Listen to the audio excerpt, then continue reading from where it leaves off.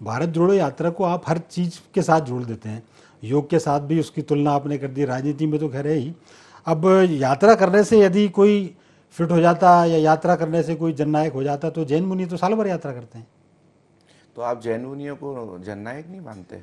नहीं, जननायक और धर्मनायक मैं तो सम्मान करता हूँ और जैन मुनियों का। और पॉलिटिक्स में और योग में, नहीं, मैं तो इन मुनियों सबका का बहुत मिक्सर नहीं है सम्मान जैन करता मुनि। हूँ, हाथ जोड़ के सम्मान मैं करता केवल हूँ। ये कह रहा हूँ कि आप बार-बार शायद ये ना कहते करते हैं हो, लेकिन कि मैं साहब जैन मुनियों का बहुत सम्मान करता पदयात्रा करना हूँ। उनके मतलब समर्पण एक का, अनोखा उनके काम हो त्याग गया। का, उनके हमारे यहाँ बलिदान पदयात्रा का हर मैं कोई बहुत करता है। सम्मान करता हूँ। पूरी कांग्रेस जैन मुनियों का सम्मान करती है। नहीं, हमारे यहाँ पदयात्रा की परंपरा, लंबी परंपरा रही, नहीं, उसमें राहुल गांधी इसलिए हम अनोखे और सम्मान इकलौते करते नहीं हैं, है। इसलिए हम तो चैलेंज स्वीकार करना चाहिए ना।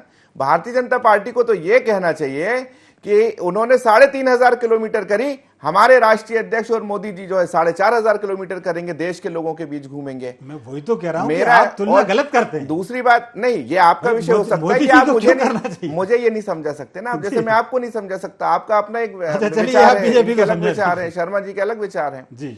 मेरा कहना यह है कि मैंने तो मोदी जी की पूरी इसलिए बताया था क्योंकि मेरे भाई ने कहा एक दिन की छुट्टी नहीं ली, तो एक दिन की छुट्टी लेकर भी वो शादी में जाते हैं अंबानी के यहाँ, और वो जंगल वंगल में कहाँ चले जाते हैं, फोटो खिंचवाते हैं, तो छुट्टी की जरूरत नहीं है। दूसरी बात, मेरे भाई ने कही नेहरू जी के कपड़े धुलने जाते थे। अरे मेरे भैया, नेहरू जी की जो सारी चीजें थी वो आजादी के पहले भी खुद के पैसों से करते थे। वो चाय वाले नहीं थे। चाय, ये आपके जो है, ये हमारे पैसों से 10,500 करोड़ का विमान खरीदते हैं और 151 देशों की यात्रा करते हैं, और हजारों करोड़ रुपए मिटाने के बाद हमको ये रिजल्ट मिलता है कि अमेरिका कहता है पाकिस्तानी आर्मी चीफ आइए और हमारे साथ लंच करिए। जबकि मनमोहन सिंह साहब के समय क्या था, बराक ओबामा ने जब 26/11 का हमला हुआ था तो बगैर इतने देशों की यात्रा करे मनमोहन सिंह जी को कहा था कि भारत को अपनी आत्मरक्षा का अधिकार है। आज मुझे आप बताइए, कोई एक भी देश भारत के साथ खड़ा हो, आपकी नीतियों के साथ खड़ा हो, तो मुझे आप बताइए किसने कहा?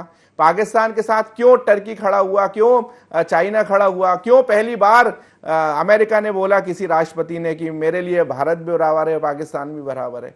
तो अपनी गलतियों को आप स्वीकारिए, ये आपका भी देश है और ये हमारा भी देश है, इसमें समझिए आप बात, इसमें कोई राजनीति का विषय नहीं है। प्रेमव्यास जी, क्या अमित जी के सवाल का जवाब जरूर आप दे दीजिए। देखिए, 26/11 का जब हमला हुआ था, 8 ही महीने बाद शर्मा शेख पे कांग्रेस के नेता क्या कर रहे थे? वो कह रहे थे कि किसी भी स्थिति में पाकिस्तान से ट्रेड बंद नहीं होना चाहिए, पाकिस्तान से जो है शांति वार्ता बंद नहीं होना चाहिए। क्या बदला ले लिए थे? लगभग 150 से ज्यादा लोग उसमें शहीद हुए थे।